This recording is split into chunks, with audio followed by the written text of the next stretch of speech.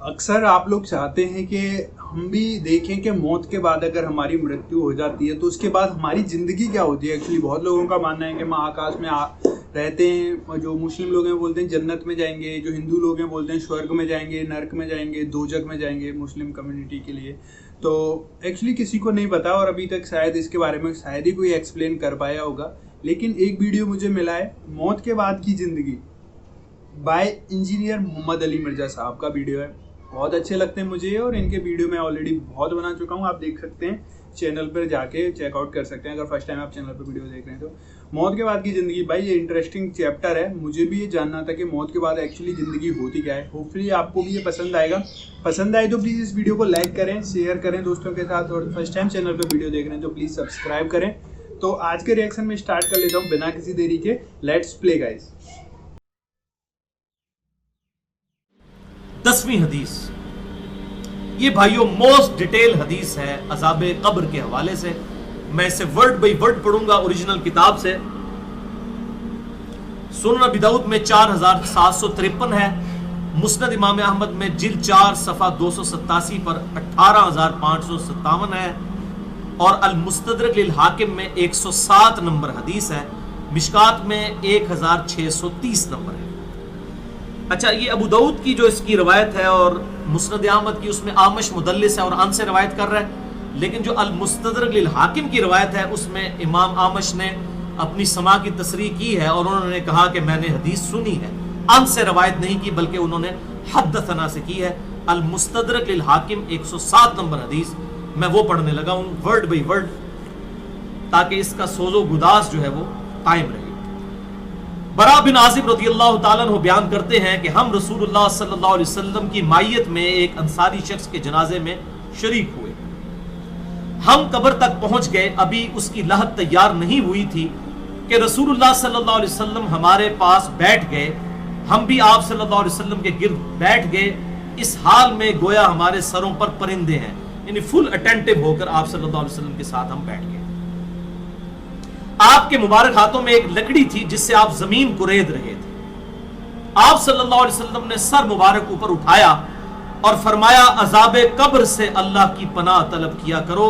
आपने 3 बार ये बात इरशाद फरमाई। फिर आप सल्लल्लाहु अलैहि वसल्लम ने इरशाद फरमाया, बंदा मुमिन जब दुनिया से राब्ता तोड़कर आखिरत की तरफ मुतवज्जे होता है, यानी जब उसकी मौत का वक्त आता है, तो सूरज की तरह चमकते दमकते सफेद चेहरों वाले फरिश्ते जन्नती खुशबूदार जन्नती कफन लेकर उसके पास आते हैं, हत्ता कि वो हद्दे नजर तक उसके सामने बैठ जाते हैं। फिर मलकुल मौत तशरीफ लाते हैं, हत्ता कि वो उसके सर के पास बैठ जाते हैं।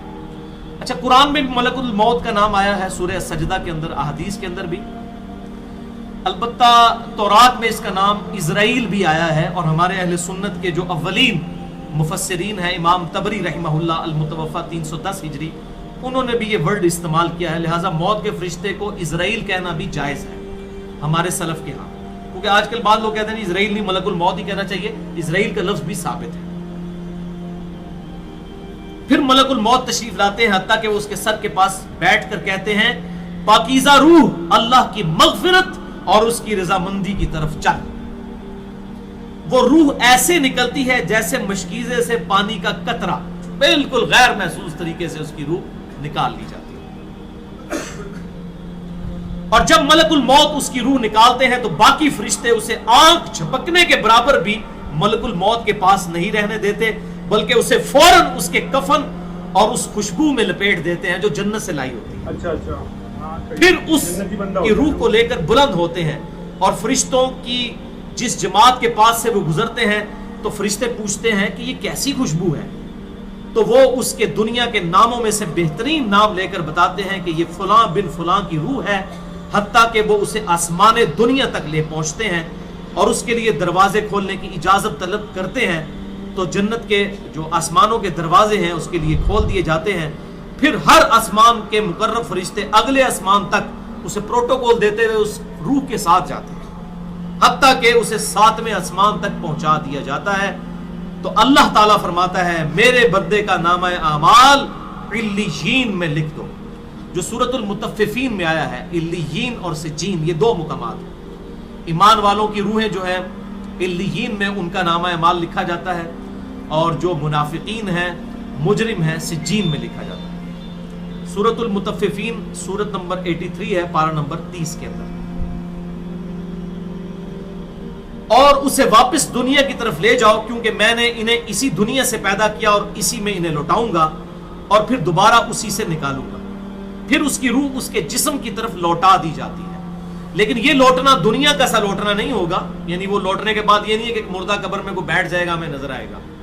یہ سب کچھ برزخی معاملات ہوں گے جو میں نے پچھلی دفعہ ڈسکس کیے تھے سورہ فاطر کی آیت نمبر 42 کے تحت، کہ نیند کی حالت میں بھی انسان کی روح قبض ہوتی ہے، لیکن اس کو چٹکی کاٹے تو وہ جاگ اٹھتا ہے، روح کا تعلق بھی رہتا ہے اس حالت میں، بالکل اس طریقے سے ایک ڈیفرنٹ لائف ہے برزخی میں۔ پھر دو فرشتے اس کے پاس آتے ہیں، یعنی اس کی قبر میں، اسے بٹھا کر پوچھتے ہیں۔ اب یہ وہ 4 سوال یہاں پر آ رہے ہیں اس ڈیٹیل حدیث میں۔ پہلا سوال کرتے ہیں تیرا رب کون ہے؟ من ربک؟ وہ کہتا ہے ربی اللہ، میرا رب اللہ ہے۔ دوسرا سوال پوچھتے ہیں تیرا دین کیا ہے؟ ما دینک، تیرا دین کیا ہے؟ تو وہ کہتا ہے میرا دین اسلام ہے۔ پھر پوچھتے ہیں کہ وہ آدمی جو تم میں مبعوث کیے گئے وہ کون ہے؟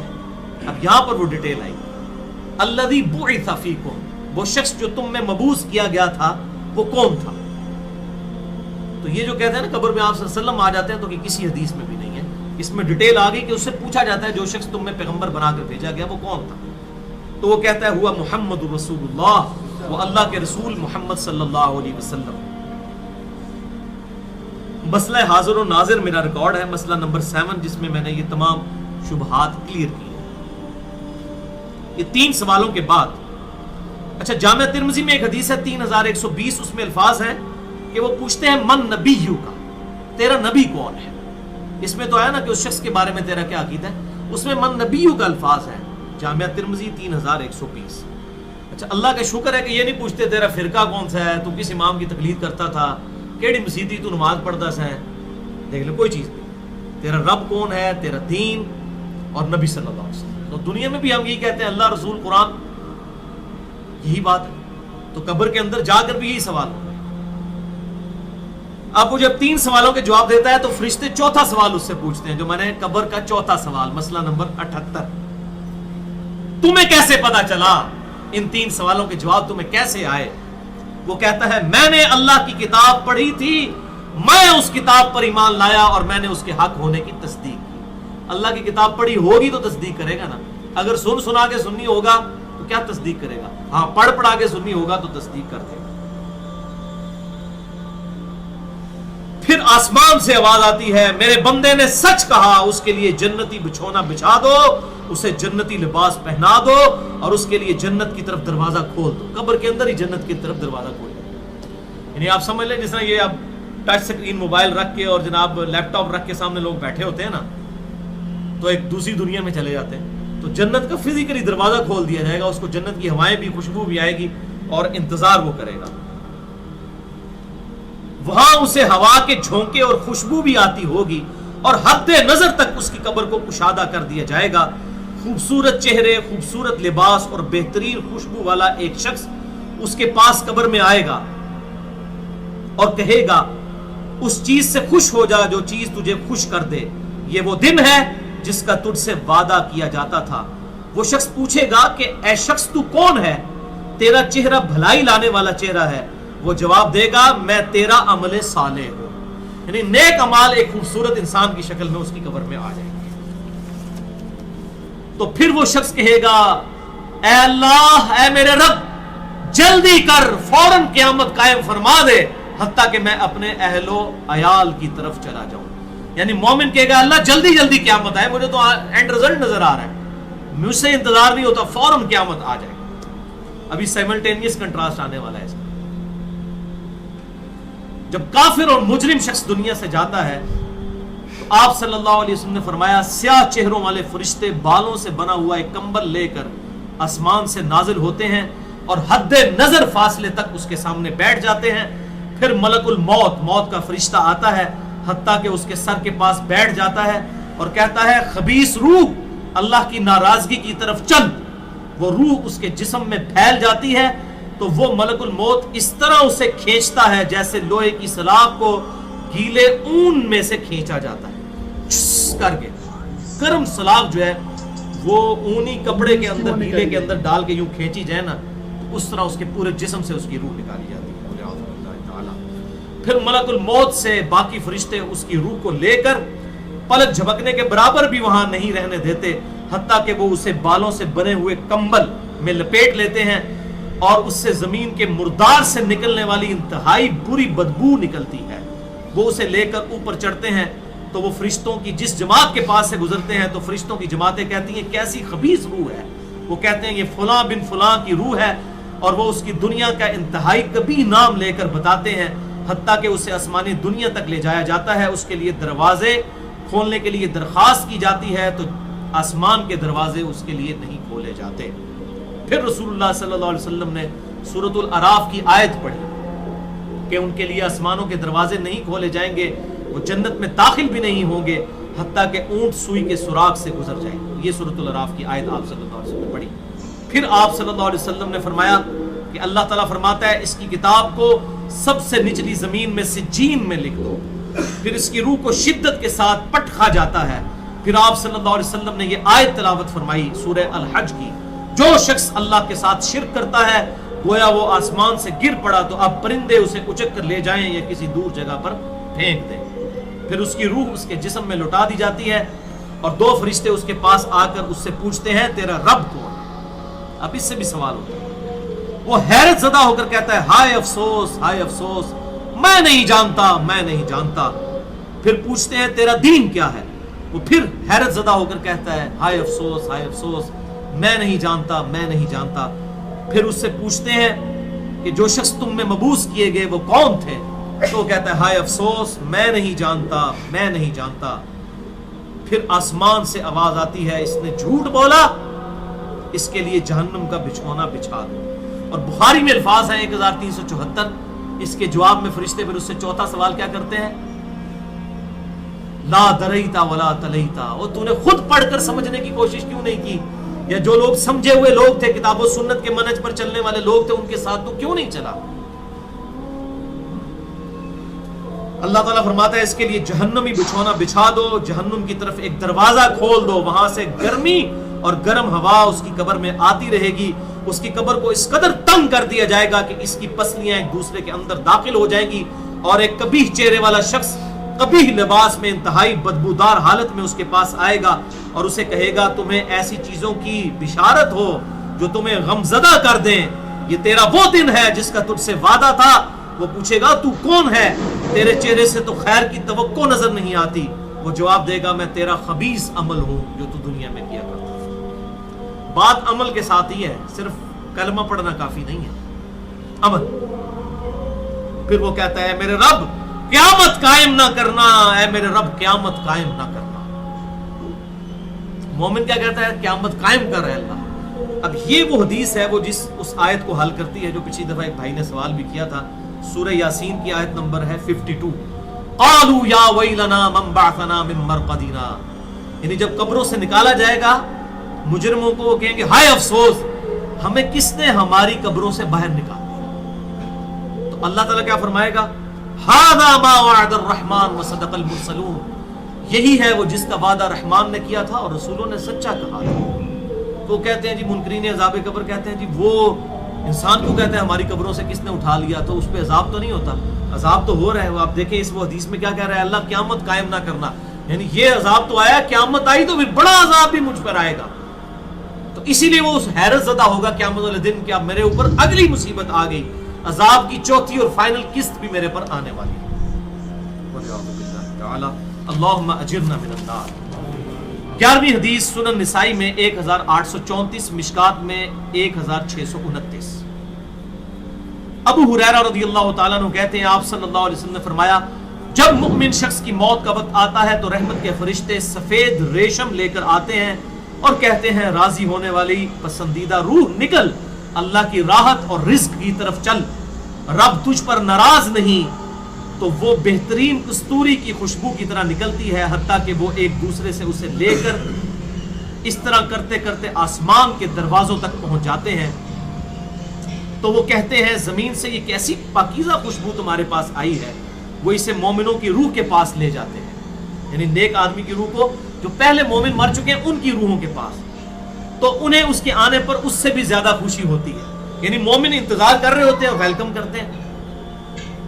جیسا کہ تم میں سے کسی کو اپنے بچھڑے ہوئے شخص کے ملنے پر خوشی ہوتی ہے. تو وہ آلریڈی جو مردہ روحیں وہاں پر پہنچی ہوتی ہیں, جو مر چکے شخص جو ہوتے ہیں ان کی روحیں, وہ نئی آنے والی روح سے پوچھتے ہیں فلاں کا کیا حال ہے, فلاں کا کیا حال ہے. پھر وہ کہتے ہیں اسے چھوڑ دو کیونکہ یہ ابھی ابھی دنیا کے غم میں مبتلا ہو کر یہاں پر آیا ہے. تو مرنے والا شخص کہتا ہے کہ تم جس شخص کے بارے میں مجھ سے پوچھ رہے ہو وہ تو فوت ہو چکا ہے, کیا تمہارے پاس نہیں آیا؟